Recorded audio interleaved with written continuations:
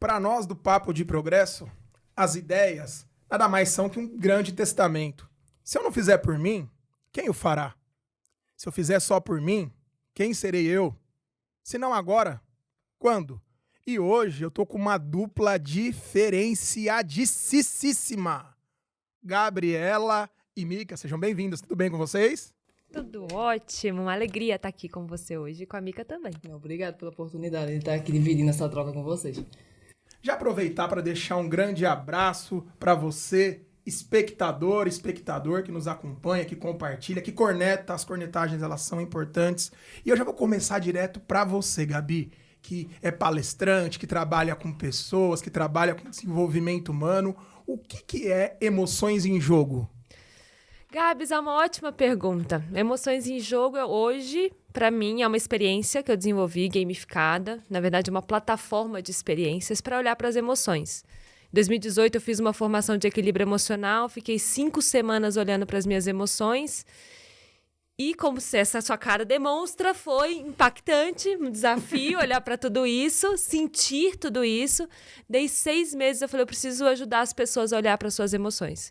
Então, hoje, emoções em jogo é o que me move, é o que me dá vontade de estar com as pessoas, me dá sentido de existência, porque através das emoções eu consigo fazer com que eu e as pessoas ao meu redor, aquelas pessoas que participam dos meus seminários, estar aqui com vocês, né?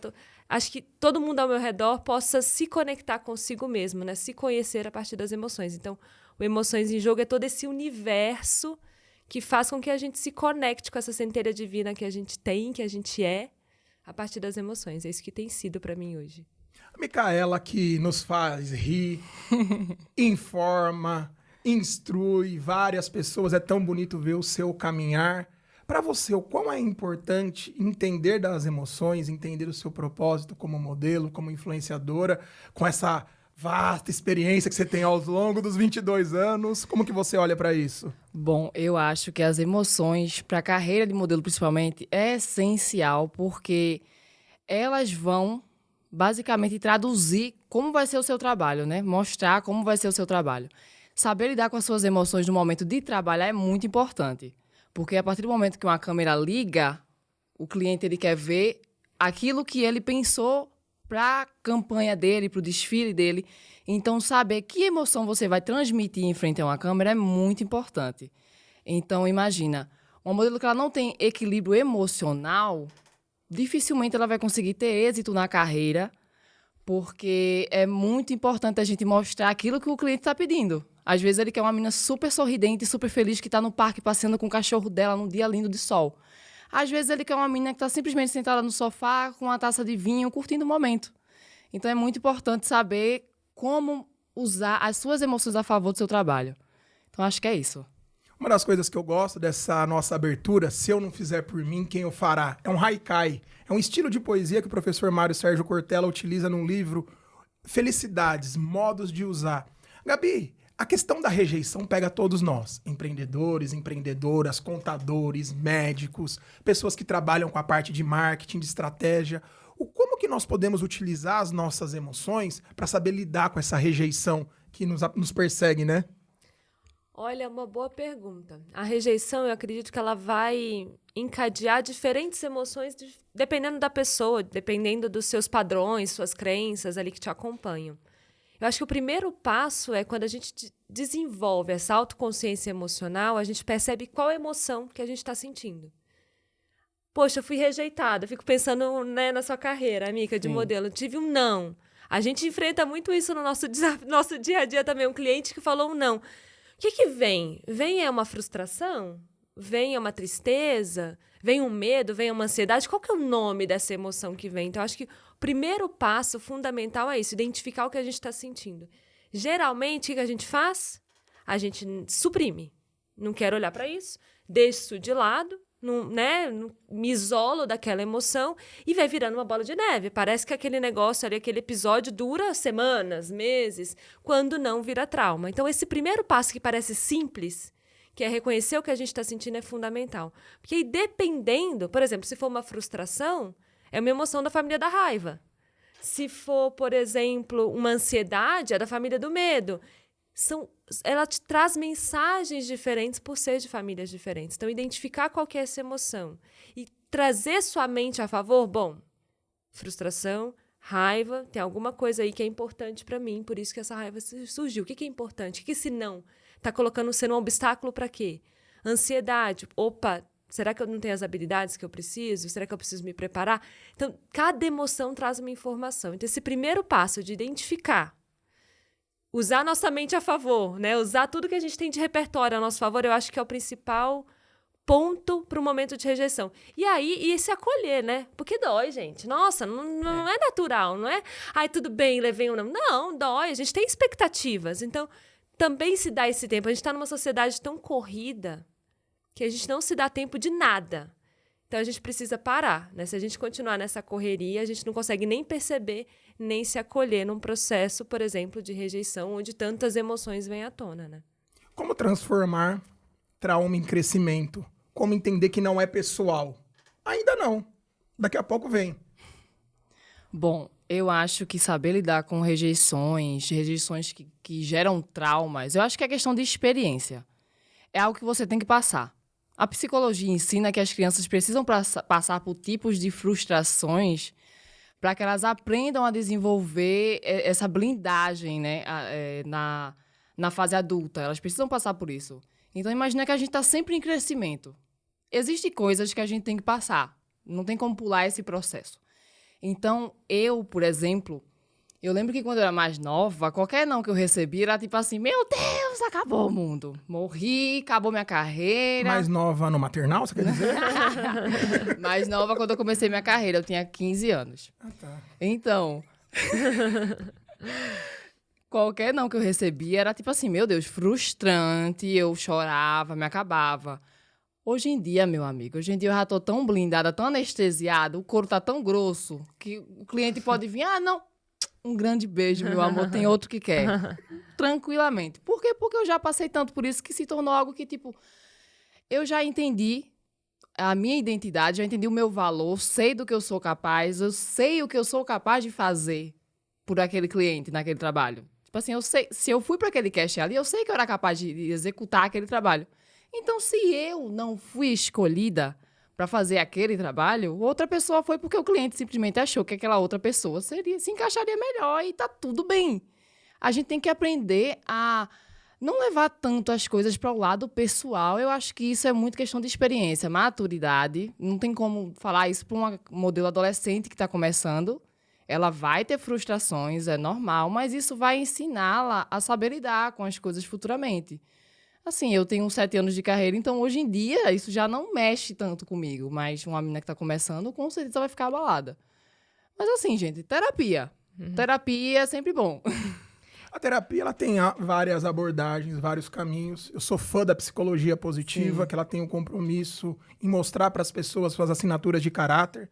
O Martin Seligman ele era o presidente da APA, da Associação de Psicologia Americana, e ele, por 25 anos, ele utilizava a abordagem da psicanálise, e os clientes falavam, doutor, eu só quero ser feliz.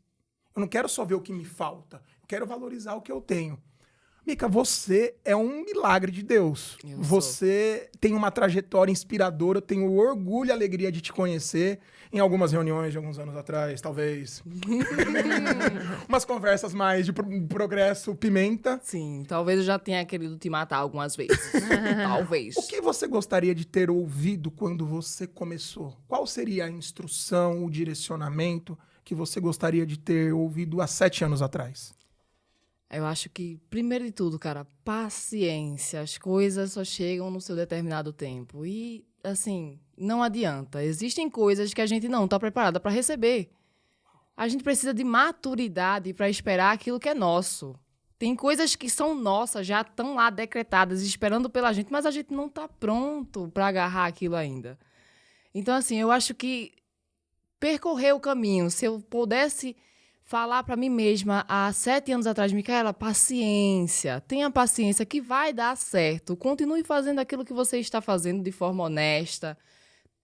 Cada passo conta. Não importa, mas porque eu fiz um trabalho para a lojinha da 25 de março. Cara, é um passo. E cada passo é importante na sua jornada. Mas você vai chegar lá. Paciência O é ego a palavra. atrapalha para enxergar esses passos gradativos, porque mudanças estruturais são gradativas. Às vezes Sim. essa ansiedade, esse medo, essa necessidade de futuro pode atrapalhar a carreira do modelo? Com certeza, eu acho que sim. Porque quando a gente começa a ficar ansioso, tudo meio que começa a sair do círculo, digamos que do fuso horário da vida, né? A gente começa a ansiar tanto pelas coisas do futuro que a gente esquece de viver o presente e para de se dedicar ao presente, porque está tão focado em algo que ainda não aconteceu, que as coisas estão acontecendo hoje e você não está nem tendo capacidade de agarrar as oportunidades que estão chegando hoje, porque você está tão focado no que nem aconteceu ainda, entendeu? Então, acho que é questão de se preparar, agarre as oportunidades que chegaram hoje, esperem pelas de amanhã, se preparando para elas sem estar querendo colocar o carro na frente dos bois, né? É uma bela expressão, eu amo essa expressão. Mas eu acho que é isso.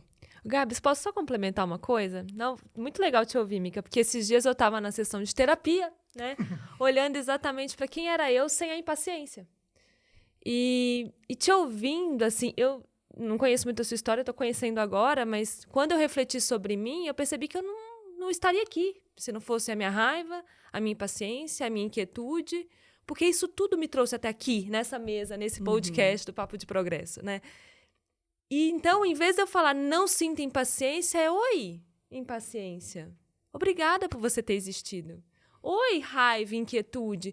Que bom que você fez parte da minha vida. Agora, como é que eu te trago para uma forma mais construtiva? Porque tudo traz movimento, né? Acho que se não fosse a Gabriela lá, que nasceu em Minas, que veio para São Paulo, sem carteira assinada, para ganhar assim, menos de um salário mínimo por mês, sabe? Aquela coisa instável. Se não fosse ela, eu não estaria aqui, né? Então, eu acho que eu gostei de te ouvir, mas eu acho que nesse início, não vamos perder esse fogo. Eu acho que quando tiver em desequilíbrio, vamos buscar ajuda. Sim, na minha jornada veio muito essa ajuda da terapia, de olhar para mim, de me conhecer, mas nossa, eu agradeço muito, assim, a minha raiva. Tem um ponto interessante que você falou, essa vinda de Minas para São Paulo. Conheço alguém que tá aqui que também...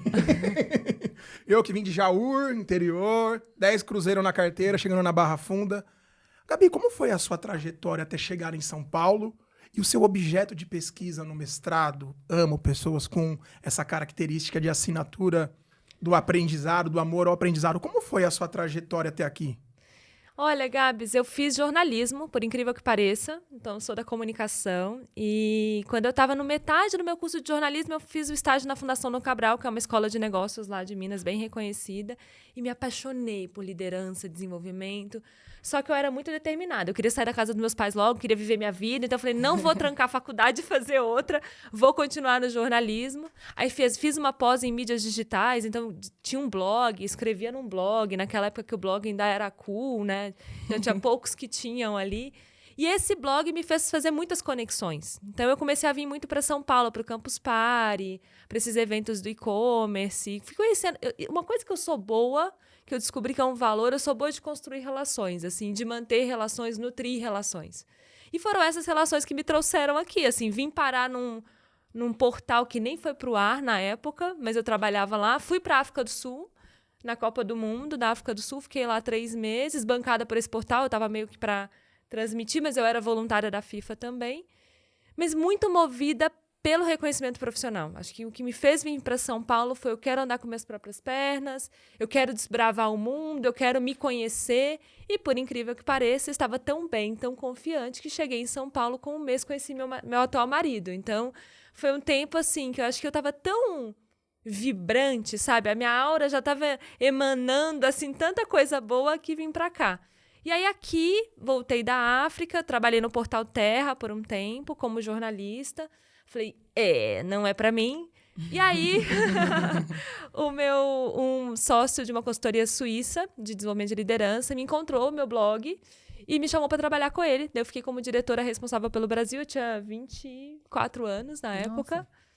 Aí fui para a Suíça, fiquei lá uns 3 meses trabalhando com ele, com os parceiros, só professor do IMD, em SEAD, então, assim, estava bem na fonte com eles.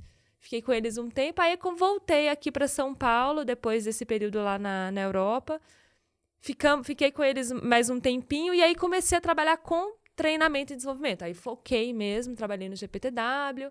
Aí depois, como consultora há muito tempo, falei, não, deixei para o outro lado da mesa, aí fiz minha carreira em RH.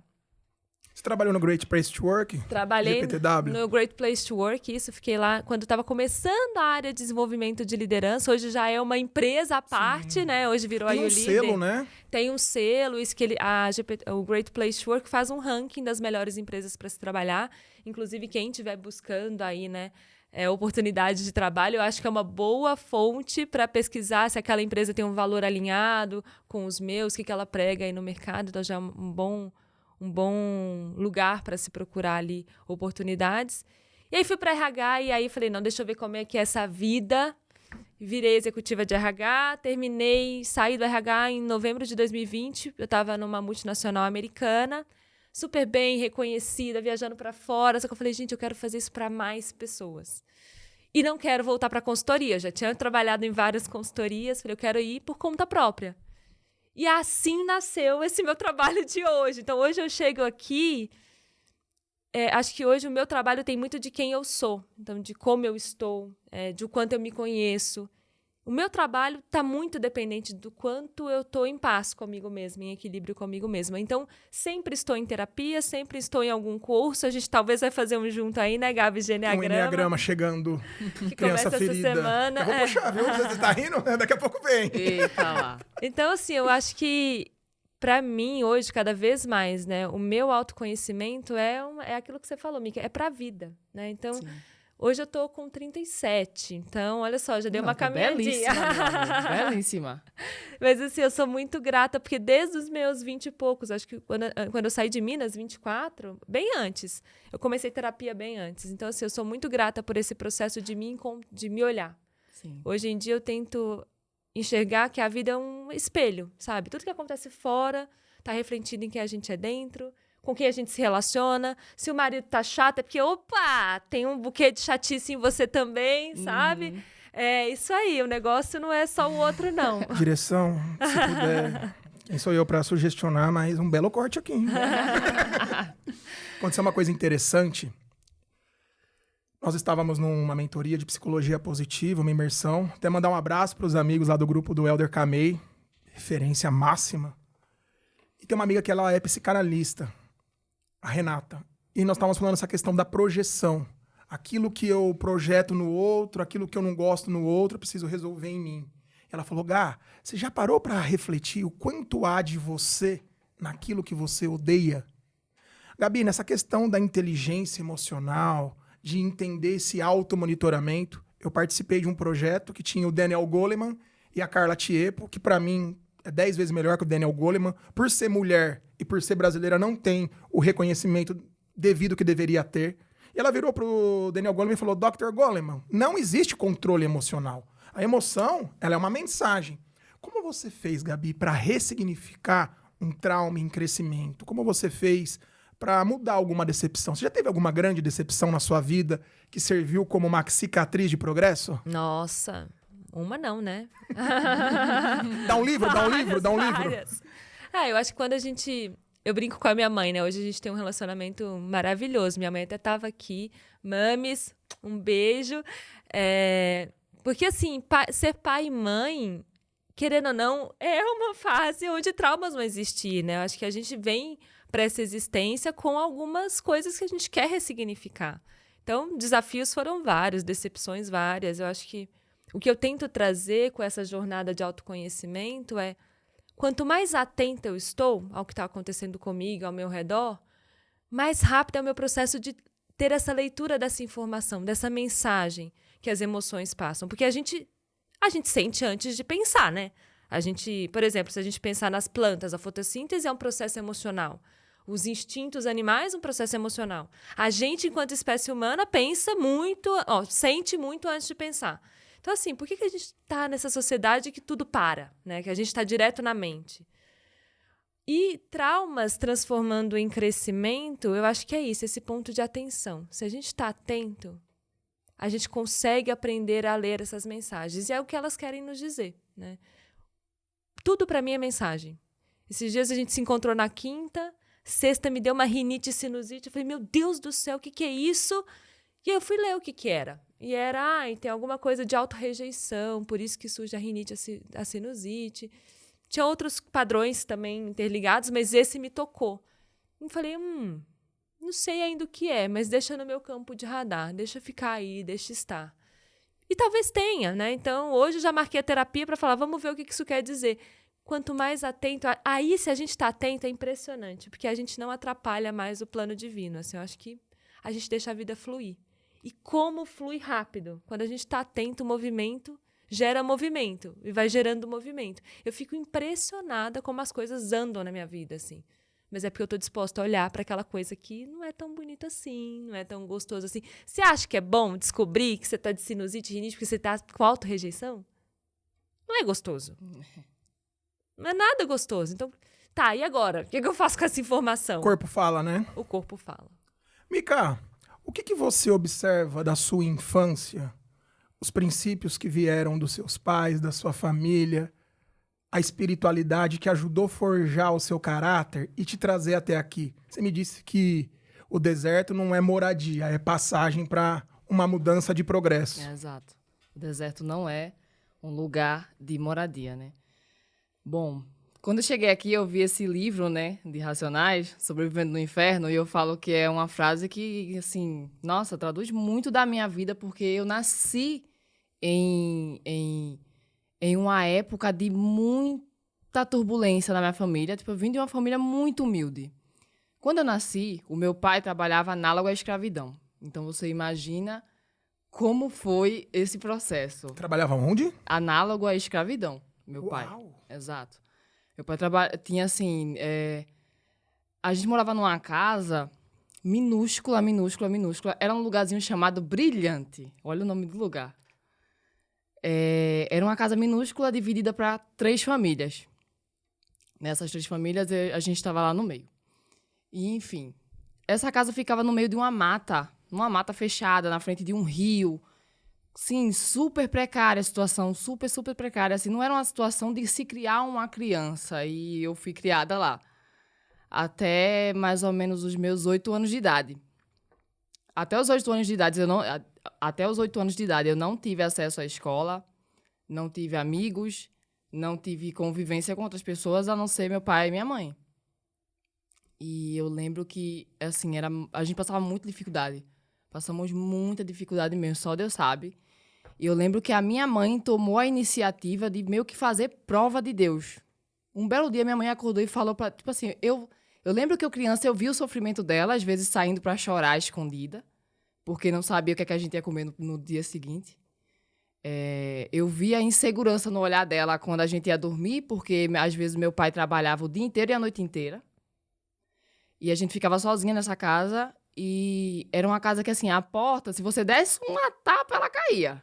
Não protegia de nada. Eu dormia com meu pai e com a minha mãe, porque o quartinho que tinha pra mim, o telhado estava caindo.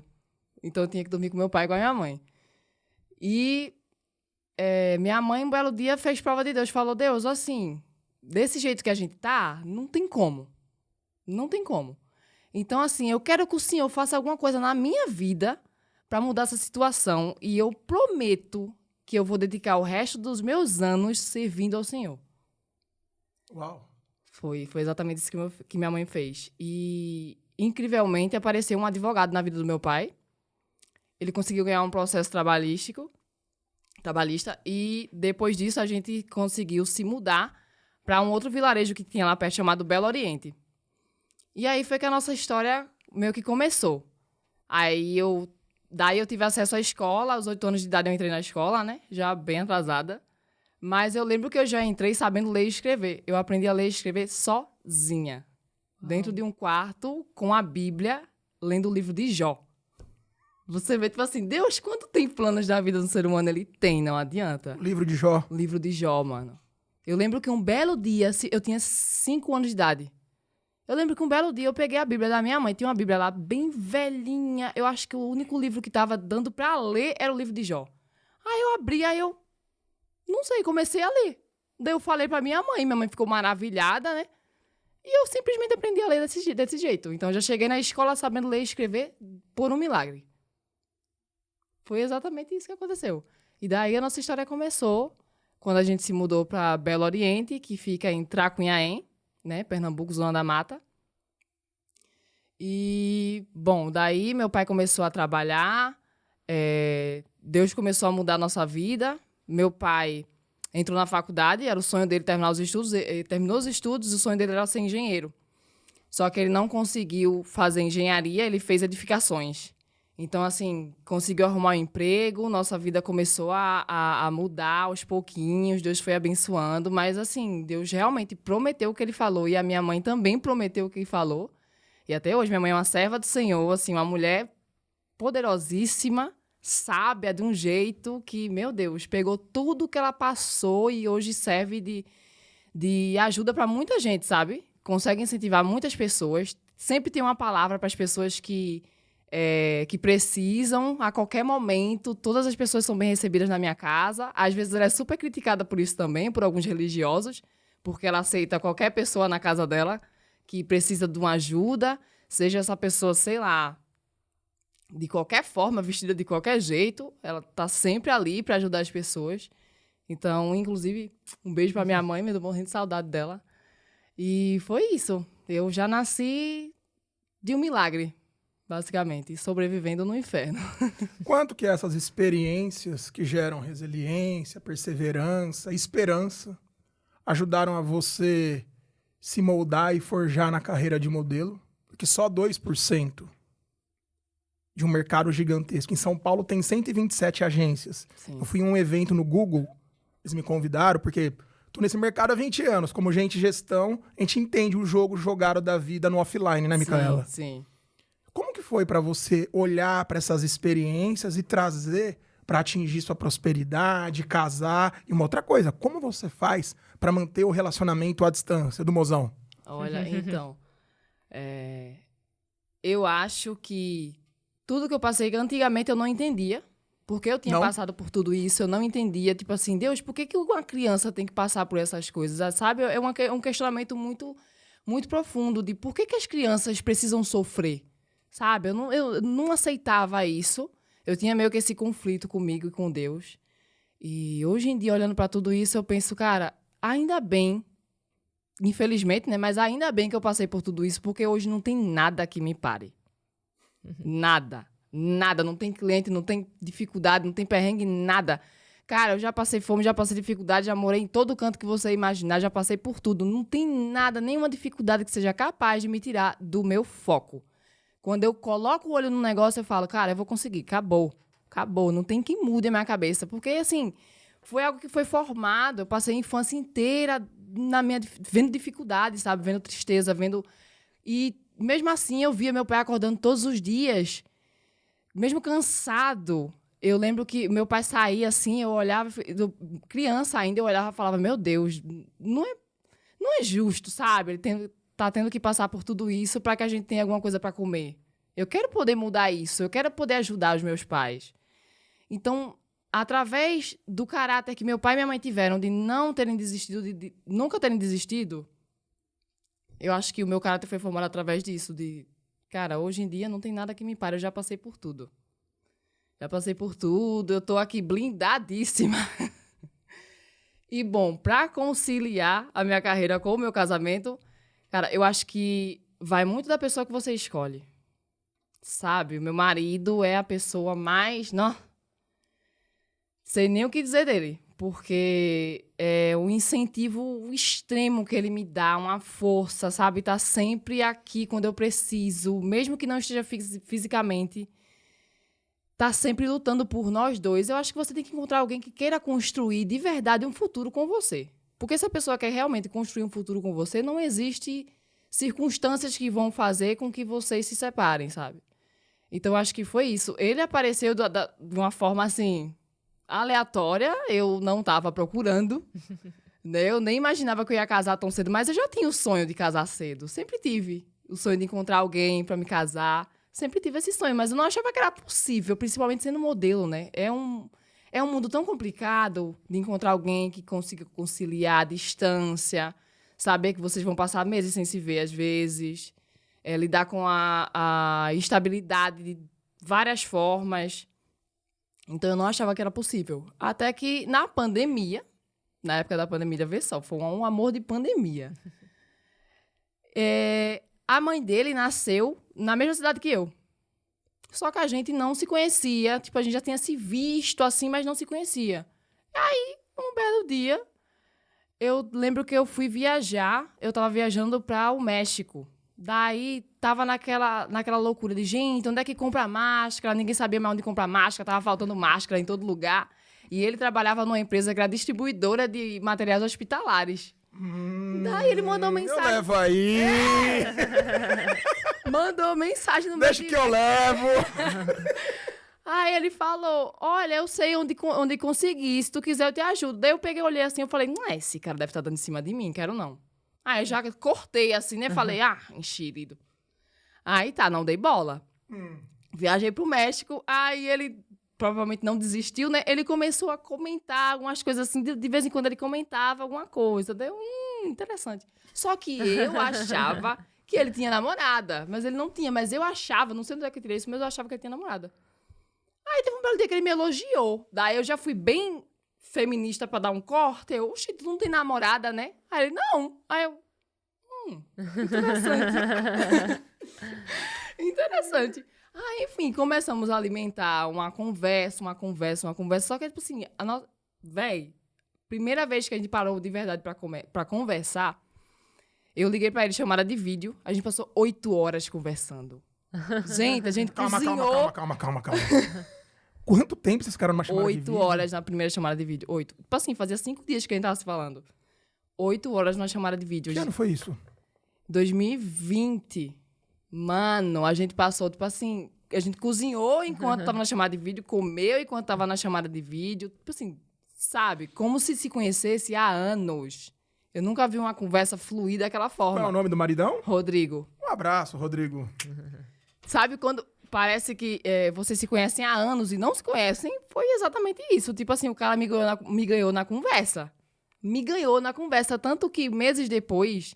Isso foi o quê? Acho que isso foi em março, mais ou menos. Março, abril. Eu lembro que em junho ele me pediu em namoro. E isso à distância, né? Chamada de vídeo. A gente nunca tinha se visto direito, assim, nada. Foi, assim, um tiro no escuro. Ele me pediu namoro, eu simplesmente aceitei, porque eu era doida também, né? Aí, eu lembro que ele fez uma surpresa pra mim, lá no México. E eu achei que ele tava lá, mas ele não tava. Ele fez amizade com os meninos que moravam comigo, que eram argentinos, pra descobrir o meu endereço, pra mandar todas as coisas da surpresa que ele ia fazer. Ele encheu a casa de rosas, assim, da entrada da porta até o quarto. Ursos... Comida brasileira, que eu tava morrendo de saudade de comer, tipo assim, um monte de coisas. Ele conseguiu uma menina no México que fazia ovo da Páscoa pra fazer ovo da Páscoa pra mim, porque eu queria comer ovo da Páscoa, sabe? Assim, ele é aquele cara que move montanhas. Até hoje ele é assim, ele adora mover montanhas pra fazer alguma coisa que eu queira. Essa parte do podcast é vir assim, tá vendo, Gabriel? Você já imagina, né? Imagino, Lorena. Enfim, cara, começamos esse romance... cheio de dúvidas, porque eu ficava pensando, mano, como é que vai ser quando a gente se encontrar? Porque que namoro é esse, né? Estranho. E aí, quando a gente se encontrou em julho, mano, não sei, cara, não sei explicar, mas parecia que a gente já se conhecia há muitos anos. Foi, tipo, um negócio instantâneo, tipo, tudo, nossas ideias, nossos interesses, tudo bateu muito certo, tudo se conectou. Aí eu lembro que a gente começou a namorar e a gente namorou por 1 ano, mais ou menos, e já... Pronto. Em menos de 1 ano, eu tava na Turquia e começou a tudo fechar na pandemia. Eu fiquei lá presa, fiquei lá 1 ano. Daí eu lembro que quando eu tava lá 4 meses, mais ou menos, ele falou, mano, vou pra aí. Comprou algum balão lá? Não, não. Aí ele falou, cara, eu vou pra aí. Aí eu falei, vem. Aí ele foi pra lá e a gente morou juntos 1 ano lá. Uau! Juro, a gente tava junto há 5 meses. Moramos 1 ano juntos e, tipo assim, 1 mês morando juntos, a gente já tava assim, tipo, mano, a gente deu certo, vamos casar? Vamos. Sabe aquela coisa? Emocionadíssimos. Nunca vi isso na minha vida. E a gente simplesmente voltou pro Brasil. No dia que a gente voltou, já foi no cartório marcar o casamento. O quanto que o respeito é fundamental pra você nessa relação à distância, que de distância é uma distância física, mas existe uma conexão espiritual. Sim. E como você citou a questão de ter um esteio espiritual, os planos de Deus, os caminhos de Deus são maiores que os nossos? São, com certeza. Hoje eu tenho uma certeza disso. Tipo assim, hoje eu acredito que ele era realmente algo que eu precisava, porque eu sinto que ele traz o equilíbrio que eu precisava na minha vida. Eu sou muito acelerada, eu sou muito do agora, assim, e eu precisava de alguém para falar, amor, então, vamos planejar assim, porque eu sou muito instantânea, tipo assim, amor, vamos comprar a Disney? Sabe? As coisas assim. Comprar o quê? A Disney. Ah, entendi. Sabe?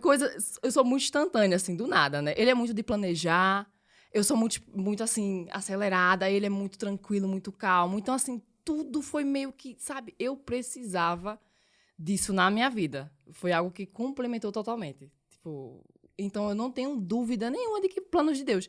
E eu lembro que depois que a gente se encontrou, houve muitas confirmações de Deus, assim, de que era algo que ele tinha planejado, sabe? Não era algo que a gente planejou, porque realmente foi algo que, do nada, ninguém estava planejando, ninguém estava procurando, e simplesmente surgiu. E deu muito certo. Você está falando de pandemia, aconteceu algo interessante na pandemia. Nós realizávamos lives bem intencionais e tinham amigos que tiravam sarro.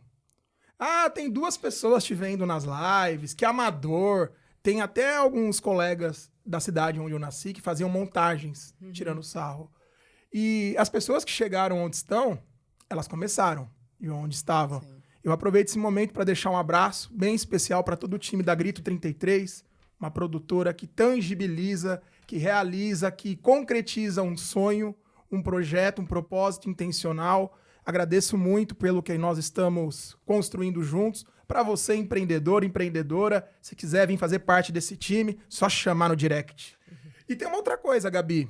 Nessa época de pandemia, eu tenho o Karnal como uma grande referência. Ele fala, escolha o seu difícil. Escolha o seu difícil. E uma repórter virou para ele e falou assim, nossa, professor, do nada você está fazendo esse sucesso todo. Ele falou, olha, existe uma diferença muito grande do nada pro de repente. Porque o repertório cognitivo, um patrimônio financeiro, um recurso interno consciente, de autoconsciência, de automonitoramento, você vai construindo gradativamente. É igual um músculo. Você treina. Ah, mas eu não tenho academia. Faz os stories com o galão. Escolhe maçã e brigadeiro. O quanto de maçã, o quanto de brigadeiro, porque todo excesso esconde uma falta. E até trazendo um esteio espiritual, lá em Eclesiastes fala que para tudo tem um tempo determinado. Sim. Então, do nada não existe. Gabi, como foi o seu de repente? Como foi o seu de repente de encontrar o seu marido, vocês se encontrarem? Qual foi o seu objeto de pesquisa no mestrado? E o quanto que você olha hoje uma boa empresa para trabalhar? E quais são os valores inegociáveis que a Gabriela hoje tem? Olha, é muito legal essa pergunta, Gabs, porque uma vez eu estava numa sessão de terapia perguntando, como que o de repente acontece? Porque a gente tem pelo menos eu tenho essa tendência de atribuir ao de repente as coisas legais da vida, né? Ai, de repente isso aconteceu, do nada. São coisas que trouxeram um ganho. Talvez no momento pode ter sido ali meio desafiador, mas trouxeram um ganho, né? E aí, revisitando esses momentos da minha vida, eu percebi que o de repente e o do nada aconteceram quando eu estava autoconsciente da minha potência, estava conectada com aquilo que eu conseguia trazer, com o meu valor, com o que eu poderia trazer para o mundo. Assim. Então, eu estava autoconsciente, autoconfiante, confiante que eu não fazia nenhum caminho, que Deus fazia os caminhos, né? Que a gente tem que dar um passo para o caminho se formar.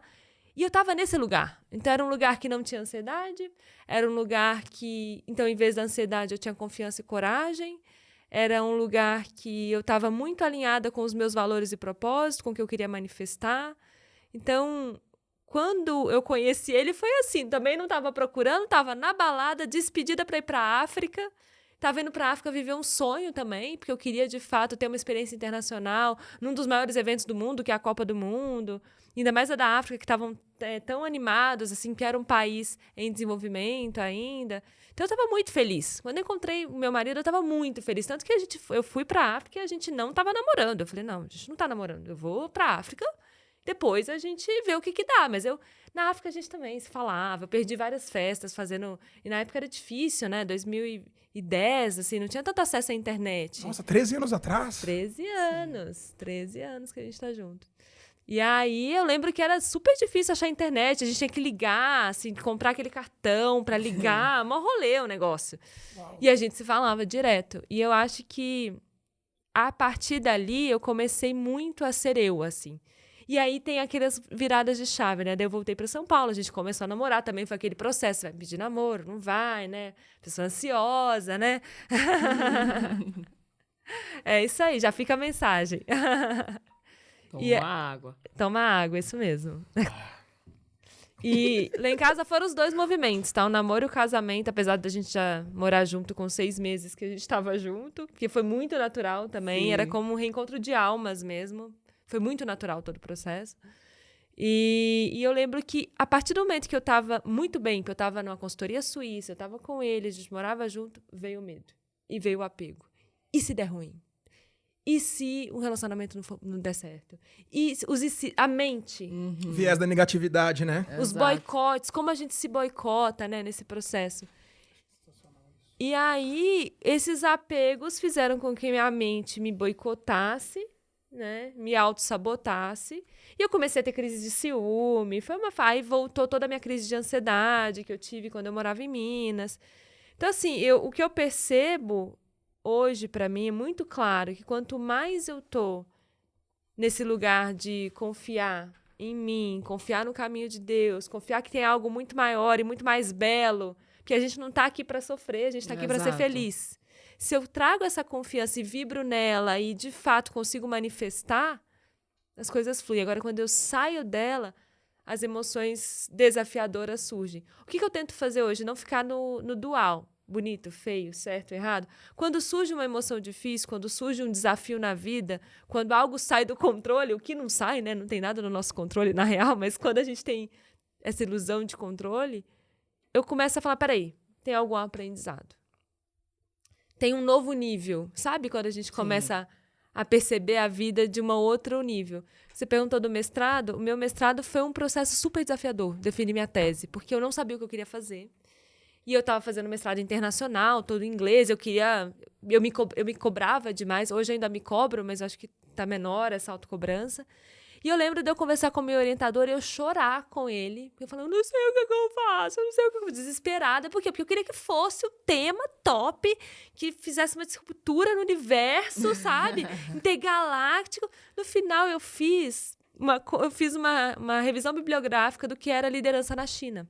A China estava despontando, era 2013, estava entrando muito forte no mercado brasileiro. E muitas empresas brasileiras estavam indo para a China, empresas internacionais também, né? Acho que foi um grande movimento que a China fez, de abrir o mercado para as empresas, mas ela fez um trabalho muito legal, que ela abriu o mercado, só que as empresas tinham que deixar o conhecimento lá. Então, hoje a China é um hub de inovação muito por esse movimento que ela fez lá atrás. E eu falei, tá bom, o que é liderança? Será que está baseada no confucionismo, né? Será que tem essa base? E foi muito essa visão que eu descobri na pesquisa, fazendo essa referência bibliográfica, de que era muito baseado em um líder servidor, na ética, né? Tinha, assim, uma questão de hierarquia forte, mas não é uma hierarquia tipo ocidentalizada de poder. Era uma hierarquia de sabedoria. É uma hierarquia diferente. Gabi, só um ganchinho para ver se faz sentido. O Simon Sinek, ele tem um livro maravilhoso chamado Infinity Game, o jogo infinito, que ele diz que quando a empresa ela tem um credo, uma causa, uma visão, nós estamos aqui, queremos chegar aqui, só que não é só um ponto A, um ponto B, é uma construção conjunta. Esse senso de pertencimento melhora o engajamento e vínculo? Nossa, eu acredito muito. E até falando da minha experiência em grandes multinacionais, assim. Você tinha até perguntado dos valores, né? Acho que isso casa muito.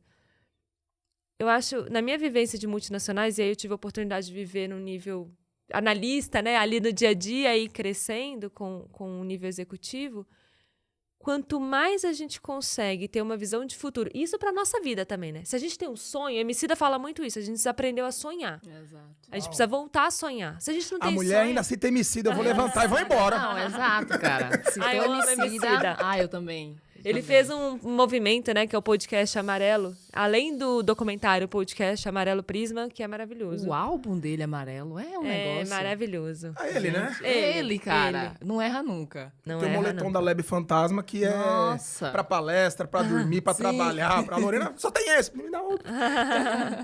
Mas, enfim, o Emicida fala muito do sonho. E eu acho que no corporativo é isso. A gente tá falando muito de meta e não tá falando de sonho, que é a visão de futuro. Então, quando o Simon fala isso dessa visão, não é só um número. Eu tive a oportunidade de viver no ambiente corporativo uma experiência super legal. A gente tinha uma meta de Black Friday lá, ou seja, um número gigantão para bater. E eu nem era do time, eu era RH, mas atendia aquele time. E todo mundo virava, esse diretor é um louco, como é que o cara faz um número desse, não sei o quê. As pessoas não acreditavam no número. Por quê? Porque o número era só um número. Até a gente fazer um movimento, e aí eu falo a gente, mas foi muito exercício da liderança daquele time, de conectar o que você vai alcançar, que sonho você vai realizar alcançando esse número. Qual que é o seu sonho pessoal? Quem você vai ser depois de alcançar esse número? Mudou a As conexão. pessoas precisam de uma causa. Eu tava numa reunião com um contador, que ele tem uma reputação de mais de 17 anos. Ele falou, Gabriel, para nossa empresa, o primordial é ser excelente. Aqui não é um escritório que só apura DRE, que vai enviar o balanço patrimonial. Nós tangibilizamos, nós fazemos parte da vida e da estrutura das pessoas e das empresas. Porque não existe um CNPJ fera, eu não ia falar fera, você entendeu o que eu ia falar, né? Sem um CPF bem resolvida ou bem resolvido. Gabi, qual é o seu conceito de sucesso e felicidade hoje? Eu acho que passa muito por um lugar de autenticidade e vulnerabilidade, sabe? Uau! Refletindo até na minha própria jornada. Eu gosto de trazer a minha jornada não como um ato egoísta, mas é porque eu realmente acredito que a gente aprende a partir do que a gente sente na pele, sabe? No corpo. Não é só uma memória que eu aprendi nos livros, mas o que eu aprendi no livro, como é que eu traduzo isso para minha experiência? Como é que eu torno isso uma experiência celular? E por que eu falo isso? Porque quando eu fui... Primeiro, para você ser autêntico, você tem que saber quem você é. E aí? Quem sou E pagar eu? o preço, né? E quem sou eu? Né? É uma grande jornada, acho que é uma eterna jornada, acho que eu estou me descobrindo a cada dia. Então, o primeiro passo, ser autêntico. E quando a gente é autêntico, a gente se coloca num lugar de vulnerabilidade sem tanto medo ou vergonha, porque é natural pra gente. E se colocar no lugar de vulnerabilidade não é sair chorando pelos cantos, é falar assim, isso eu não sei. Ou é falar, eu tenho dúvida. Ou é falar, nossa, eu não tenho ideia. Sabe, no meio de uma reunião, onde é uma reunião de brainstorm, você é o líder, e aí você tem que dar a resposta. Por que você tem que dar a resposta? Não tenho. Esse é um lugar de vulnerabilidade. Então, eu acho que é assim, sabe? Assim a gente vai construindo as relações, porque as relações vêm de um lugar diferente quando a gente é quem a gente é e quando a gente demonstra que a gente não sabe, porque a autenticidade é ser vulnerável também. Então, acho que vai por esse caminho, assim, eu tenho percebido. E na minha vida também, assim, hoje em dia, como empresária, né, palestrante, consultora, quanto mais eu sou autêntica, quanto mais eu me coloco, eu exponho o que eu estou sentindo e pensando, é impressionante. Sabe quando a gente está no boxe e a gente está com a armada, que é assim? Sim. Quando a gente faz isso, a gente desarma. Aí todo mundo desarma. E aí é um processo lindo. E quanto mais eu me abro, quanto mais íntimo é o BO, eu falo, perrengue une. É isso. Perrengue une. Perrengue une. Perrengue une. Isso daí é uma Profundo. verdade. Não é? Se a gente tá ali, todo mundo falando das conquistas, é legal, você se inspira, mas fica, tá, não é assim, ninguém é assim, né? O próprio Dalai Lama, por exemplo, que pra mim é uma referência de equilíbrio emocional. Você olha pra ele, quando ele tá triste, ele chora, você sente a tristeza, é uma dor. Mas o que ele faz? Ele volta mais rápido pra linha base dele, porque ele entende que ele tem as ferramentas pra lidar com aquilo, sabe? Isso vai desse exercício de se conhecer. Então, eu acredito muito nesse caminho, assim, quanto mais a gente se conhece, maior é o presente, porque mais escolha consciente a gente faz ao longo da vida. Eu vou escolher se eu quero estar aqui ou se eu quero estar treinando uma outra turma. Se eu quero estar aqui ou se eu quero estar em casa descansando, porque às vezes meu corpo está pedindo isso. A gente começa a fazer essas escolhas honrando os nossos valores, honrando o que a gente quer ser hoje, honrando a vida que a gente merece viver. A gente não tá aqui vivendo uma vida que, definiram pra mim a vida, minha agenda. Quanta gente a gente fala, eu não tenho vida, tenho 50 reuniões por dia. Tá, mas você escolhe estar nelas ou não.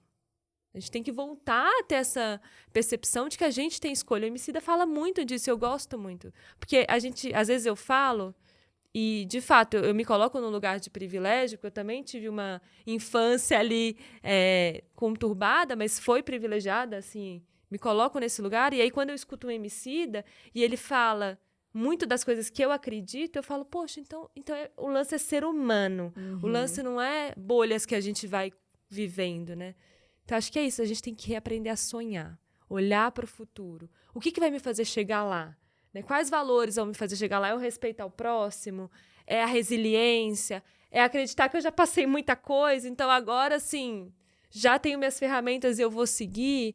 O que é isso que vai fazer chegar lá, sabe? Eu acho que, para mim, passa muito por esse caminho. Nunca volte para sua quebrada com a mente ou com as mãos vazias.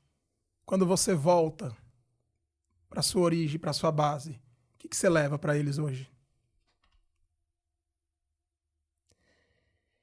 Olha, eu escuto muito da minha família que eu levo sabedoria, eu levo leveza, amor. E é gostoso ouvir isso, porque a minha família é uma família de mulheres educadoras, né? Minha avó foi professora por 60 anos, a minha mãe também já cadeira de professora. Todas as minhas tias passaram por esse lugar. Então, mulheres educadoras, e ouvir delas isso é muito... dá um quentinho, assim, no coração. Eu tento não me colocar como mãe da galera, né? Porque a gente tem essa tendência, mãe da avó, mãe da mãe, mãe da irmã. Eu tento perceber qual que é o meu papel no sistema.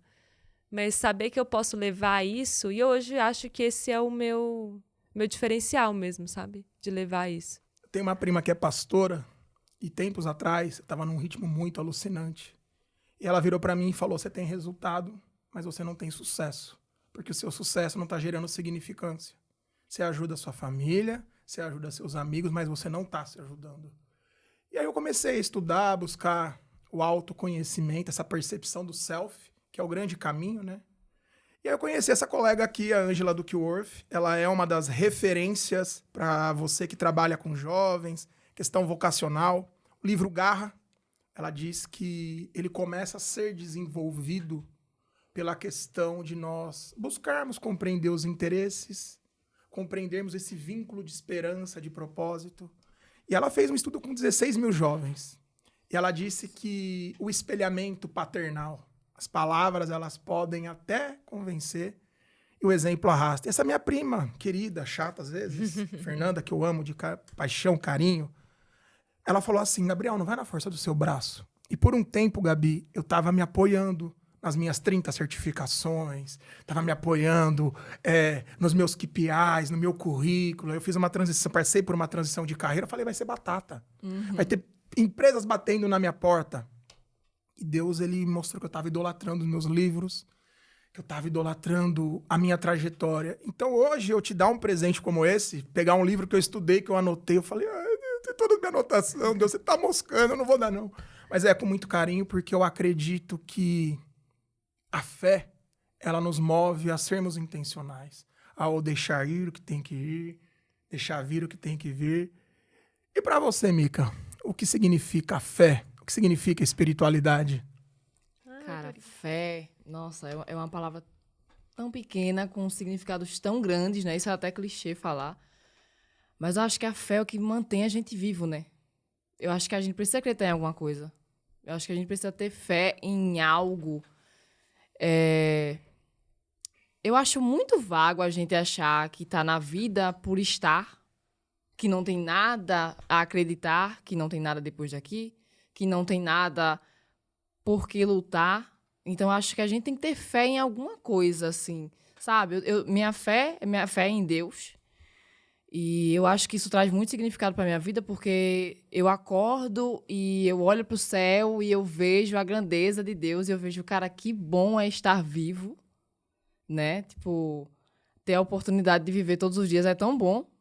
A gente, às vezes, despreza coisas tão, sabe, tão especiais como poder respirar, ir num parque, andar tranquilamente com saúde.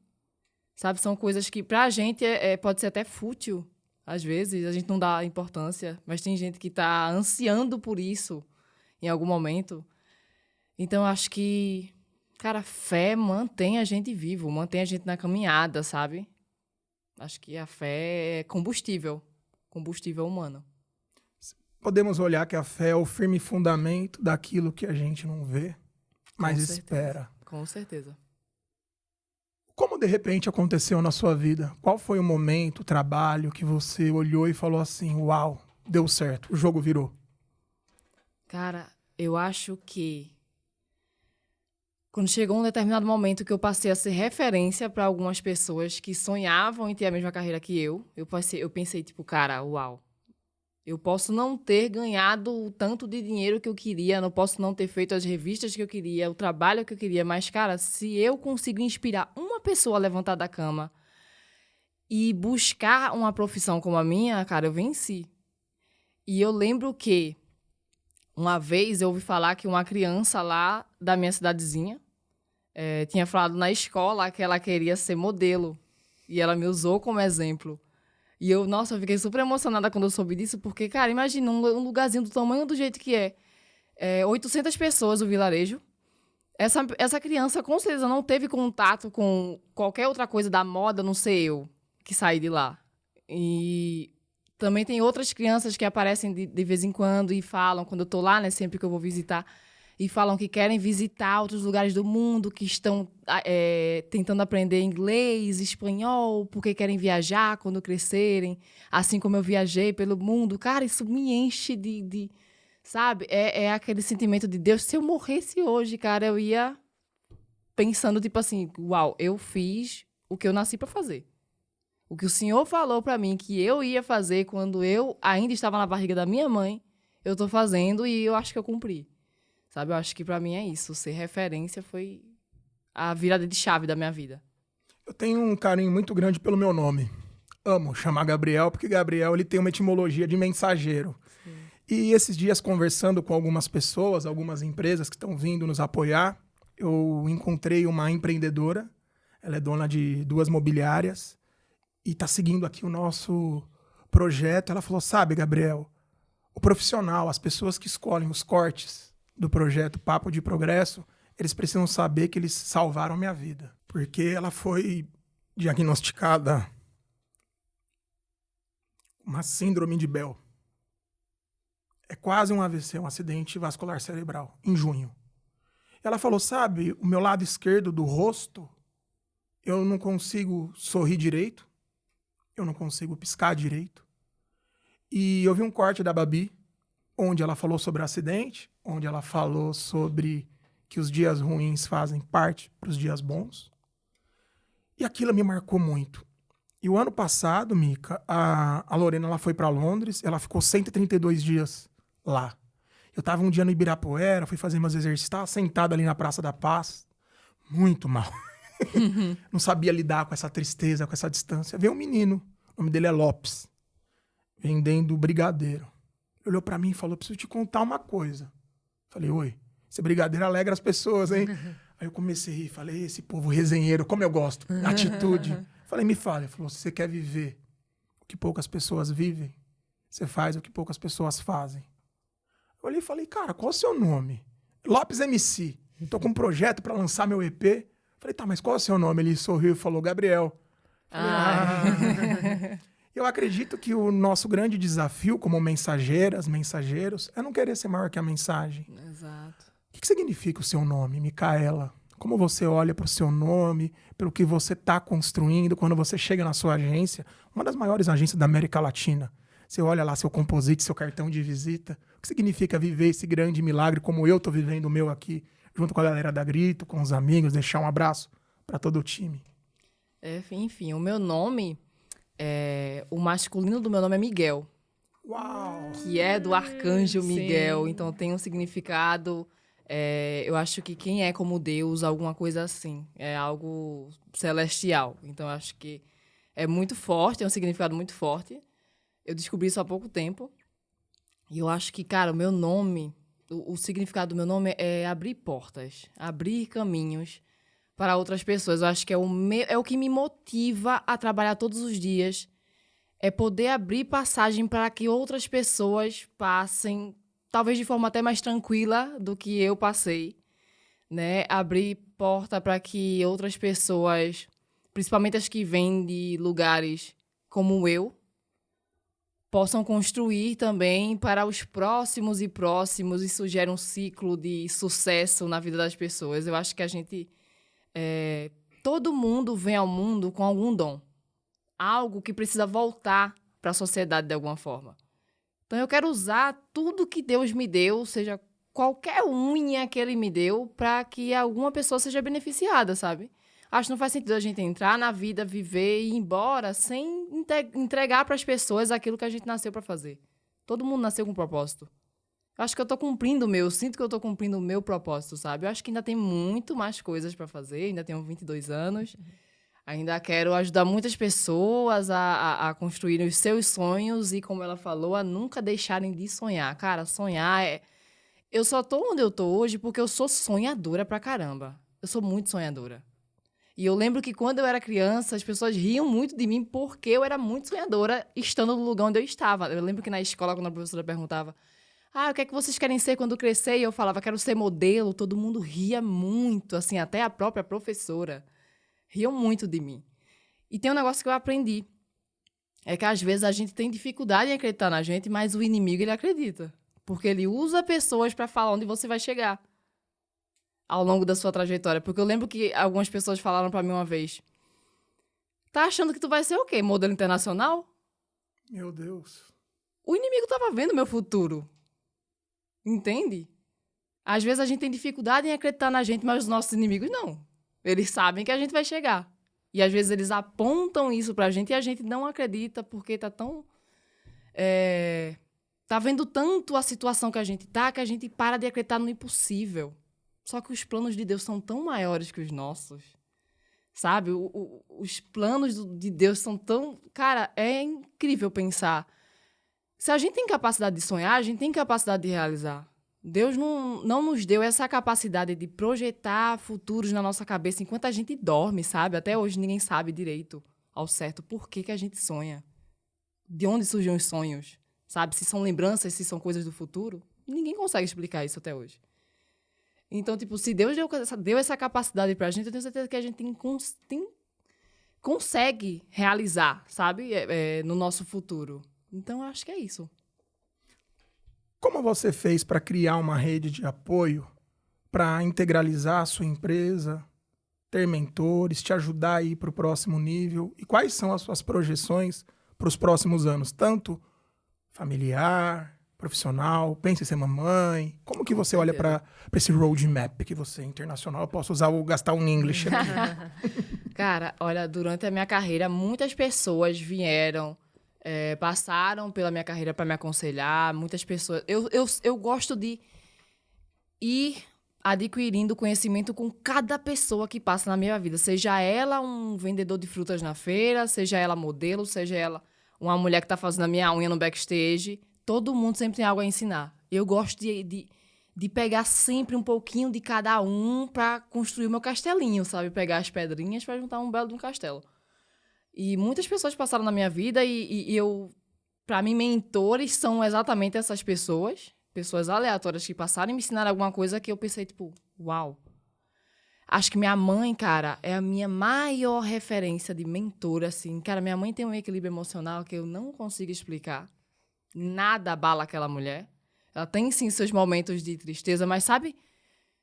Aquela mulher que ela acorda grata pela vida, acorda grata por qualquer situação que ela esteja passando, sempre está convicta de que tudo vai dar certo, positiva de uma forma, assim, todo mundo fala isso, tipo assim, nossa, como tua mãe é positiva, hein? Acredita em tudo, na cabeça dela tudo é possível, acredito que por tudo que ela passou, né, vivenciou, ela tem essa cabeça de que a positividade nos leva a esses lugares, com certeza. Então, eu acho que ela me ensinou muita coisa. Meu pai também, com as experiências de vida dele. Então, eu acho que a minha família, cara, minha família é minha maior base, assim, de conselhos para tudo. E com certeza, eu pretendo ser mãe. Meu sonho, nossa, se eu pudesse, eu tinha umas 5 crianças, juro. Olha Sou só. apaixonada por crianças, sou louca pra ser mãe, quero ter vários bebês aí, se Deus me permitir financeiramente, porque criança é caro. Mas sim, quero ser mãe e... Na moda, quais são suas referências? Cara, na moda, referências, acho que, assim, todo mundo cita a Gisele, porque é a maior de todas, né, óbvio. Eu sou muito fã da Adriana Lima, muito fã, baiana, belíssima, adoro muito ela, a história de vida dela. Eu acho que essas são as minhas referências, assim. Eu lembro que quando eu comecei a minha carreira, tinha uma menina que eu usava muito de referência, porque ela é do mesmo estado que eu. O nome dela era Lynne Kennedy. Ela é uma grande modelo, ela mora em Los Angeles hoje, eu acho. E ela nem era, assim, top model na época, mas ela era a única que eu conhecia. Então, tipo assim, eu vi que ela saiu do mesmo estado que eu e eu pensei, caramba, ela conseguiu. Então, acho que eu consigo. Então, eu lembro que uma vez eu vi ela no shopping, eu fiquei, nossa, apaixonada. Eu fiquei, tipo, meu Deus, eu tô vendo uma famosa. Tipo, e eu acho que eu usei ela como referência para começar a minha carreira, com certeza, por ter vindo do mesmo estado que eu, assim, e eu admiro muito a carreira dela, até hoje. A Gabi falou há pouco sobre autenticidade. A sua autenticidade te faz especial, te faz única. Deus, ele escolhe pessoas estratégicas e singulares para fazer a diferença em todos os meios, profissionais, pessoais. O Instituto Gallup diz que 85% das pessoas estão infelizes, doentes. E não existe pessoa errada, existe pessoa certa no lugar errado. Sim. O que te torna especial? O que te faz você estar lá na Way e você olhar e não se comparar, entender que cada caminho é um caminho? Cara, é uma pergunta bem profunda, bem complicada de responder, eu juro a tu. Trabalhamos com perguntas, né, Gabi? Sim. Mas eu acho que eu entendi qual a minha identidade, sabe? Eu vou entrar num assunto, vê só, eu lembro que quando eu vim pra São Paulo pela primeira vez, eu ainda tinha muito preconceito com o meu cabelo. Tinha muito. Lembra? Quando eu era da Mega, eu tinha muito preconceito com o meu cabelo. Eu não usava ele natural. Eu só usava ele com babyliss, que era pra ele ficar comportadinho, porque eu escutava tanto na escola de que era feio e tal. Eu tinha esse preconceito comigo mesma de não aceitar meu cabelo. E eu lembro que eu passei 1 ano aqui em São Paulo, cara, eu não trabalhei nada, as coisas não fluíam, não davam certo. E eu ficava tipo assim, mano, o que é que tem de errado comigo? Sabe? Quando eu voltei para Recife, eu passei, acho que quase 1 ano sem fazer nada, sem trabalhar, sem nada. Eu fiquei me cuidando, eu fiquei tentando entender quem eu era, o porquê que eu queria tanto essa profissão, se eu estava disposta a realmente lutar tanto por isso, se era uma coisa tão difícil. Eu lembro que eu decidi que eu ia fazer transição. Cortei meu cabelo bem curtinho, para tirar a química, para deixar ele ficar natural. Cara, eu lembro que quando eu voltei, tudo mudou. Porque as pessoas começaram a ver em mim algo que eu estava escondendo, que fazia parte da minha personalidade. Hoje em dia eu entendo que o meu cabelo faz parte da minha personalidade. Todo mundo que me vê sabe. Tipo assim, se alguém vê de costas, sabe o cabelo de Micaela. É algo que faz parte da minha personalidade, né? Eu tô falando assim de estética. Então, quando eu comecei a entender quem eu era e que eu não precisava parecer com outras pessoas para chegar em algum lugar que se eu fosse eu mesma, eu ia conquistar os meus espaços, pronto, tudo mudou. E eu lembro que quando eu cheguei na Way, todo mundo gostou muito da minha personalidade, do jeito que eu falo. Eu lembro que eu tinha um pouquinho de receio quando eu cheguei em São Paulo por causa do meu sotaque, né? Porque o pessoal tinha um pouquinho de preconceito. Eu lembro que eu estudei aqui e na escola o pessoal ficava me zoando, tipo, ai, vai Pernambuco, não sei o quê. Era bem assim. Porque eu falava com sotaque. E eu fiquei tentando mudar isso aos pouquinhos, tentando ter um sotaque de paulista, do nada.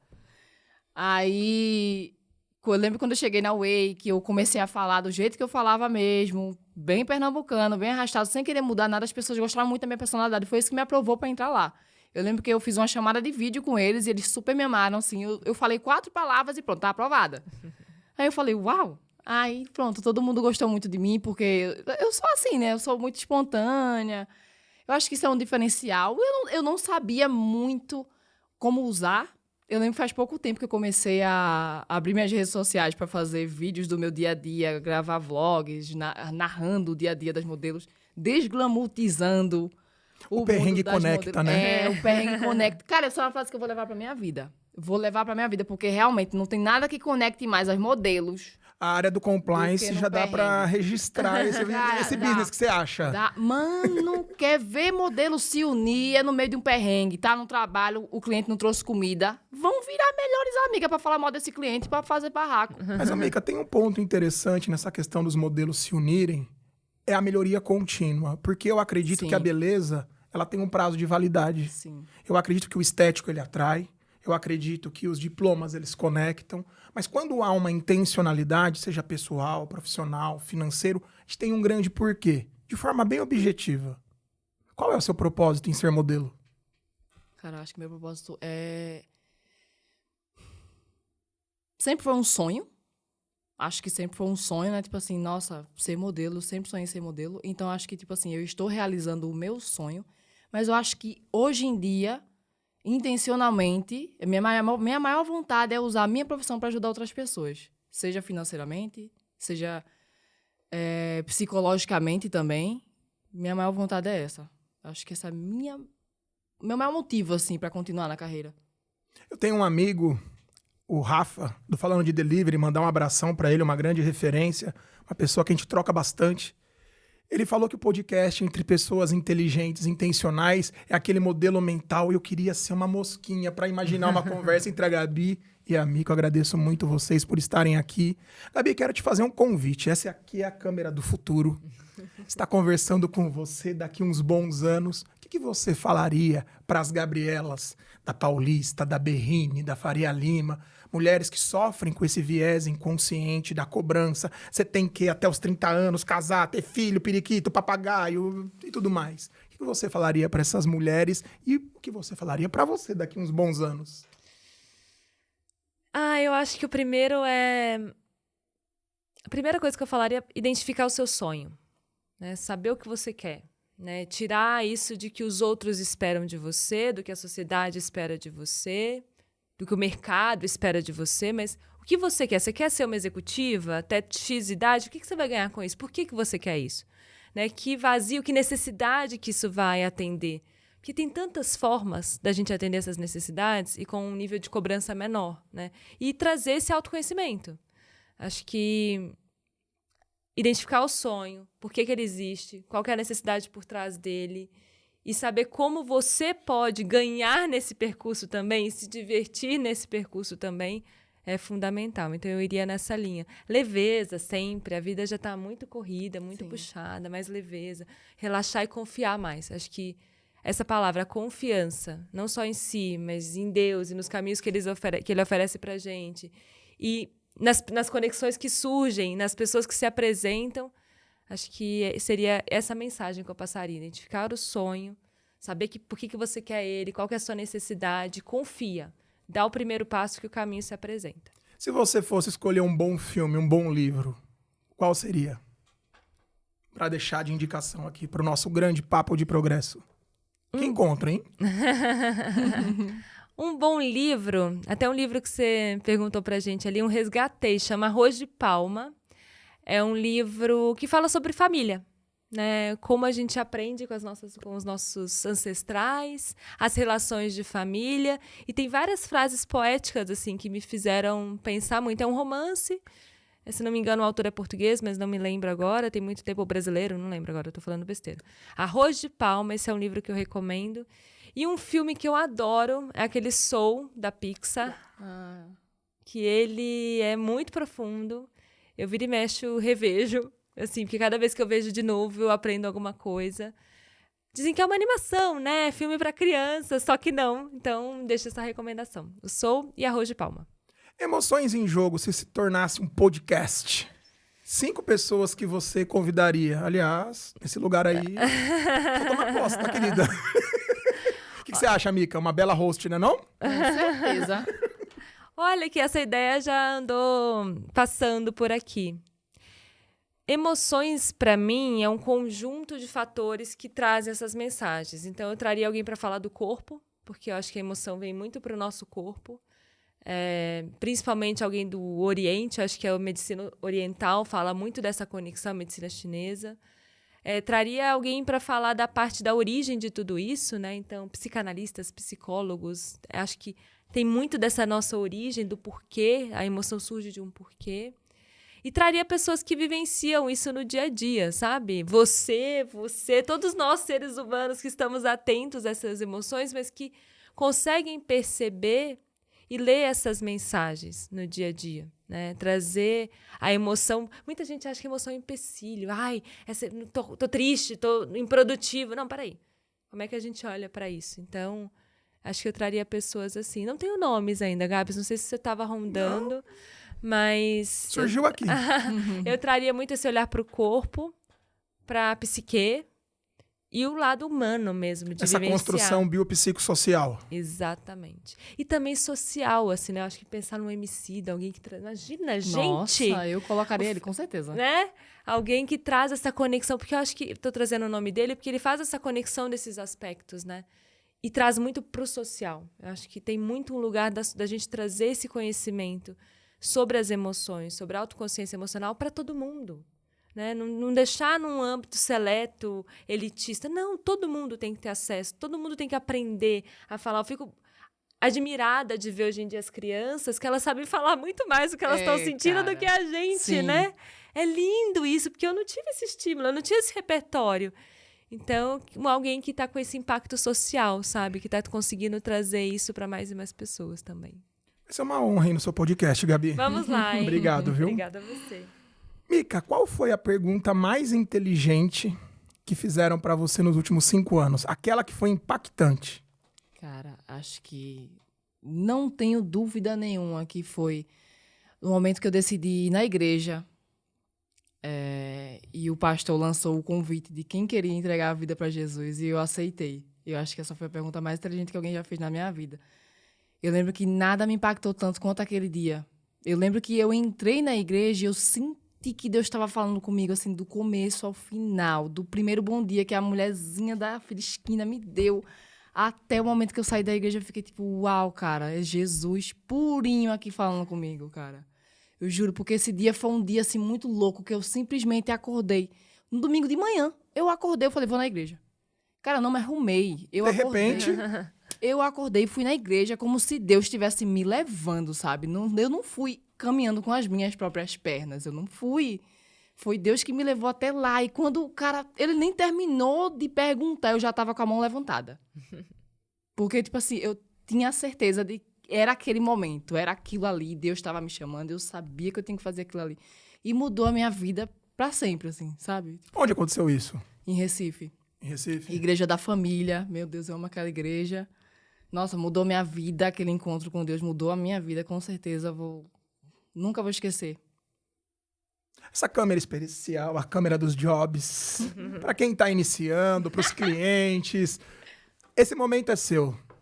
A mensagem que você sentir no coração, que é um bom papo de progresso, que valeu a pena estar aqui para você. O que você achou dessa nossa troca? Bom, primeiro agradeço por esse espaço, estou muito feliz, estou me sentindo famosa. Vi no podcast, eu sempre pensei em vir no podcast. Eu pensei, nossa, gente, quando eu for no podcast, eu vou falar isso, isso e isso. Aí eu cheguei e não falei nada do que eu queria. Nada do que eu planejei, não teve nada que eu ensaiei no espelhinho, não deu nada. Mas eu queria falar muito para todas as pessoas que estiverem assistindo, que estiverem talvez desacreditadas da vida, desacreditadas dos sonhos. Eu queria incentivar vocês e falar que, cara, sempre vale a pena sonhar. E não importa o lugar que você esteja. Lembre-se sempre que deserto não é lugar de permanência, é lugar de passagem. Então, pode ter certeza que tudo que você está vivendo hoje vai passar. Tudo sempre passa. Até os momentos bons. Os momentos bons aparecem para que a gente desfrute deles. Os momentos ruins aparecem para que a gente possa dar valor aos momentos bons que a gente tem. Então, sempre lembre-se que tudo passa, vai dar tudo certo. Não desista de sonhar, não importa a sua idade, não tem momento certo para realizar os seus sonhos. O momento certo é aquele momento que você decidir dar o primeiro passo, porque o primeiro passo é a sua porta de entrada para o seu grande futuro. Obrigado, Gabi. Muito obrigada. Obrigado, Mica. Que honra também. esse papo de progresso. Para você que nos acompanha, as pessoas que chegaram onde estão, começaram de onde estavam, mudanças estruturais são gradativas. Esse conteúdo, se tocou seu coração, compartilha, comenta, corneta. Pode cornetar, faz parte. Eu gostaria de mais uma vez agradecer a todas espectadoras, espectadores que estão nos acompanhando. Até a próxima. Valeu!